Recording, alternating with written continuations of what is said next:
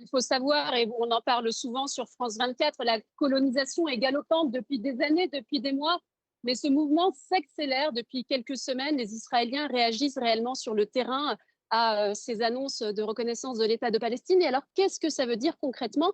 Eh bien, ça veut dire que il y a eu des annonces de nouvelles colonies, de nouvelles terres palestiniennes sont accaparées.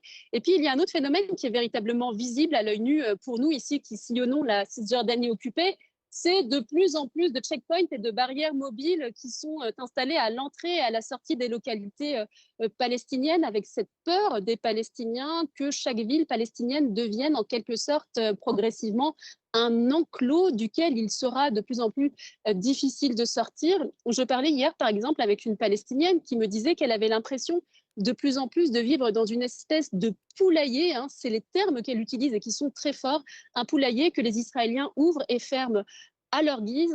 Et alors cette angoisse aujourd'hui, elle est aiguisée par les propos de Benjamin Netanyahou qui a prévenu, il va réagir à cette série de reconnaissance de l'État de Palestine et il a donné une échéance pour cela, la fin du mois de septembre à son retour des États-Unis. Et je peux vous dire que ce discours de Benjamin Netanyahou, les Palestiniens vont l'écouter avec attention ici.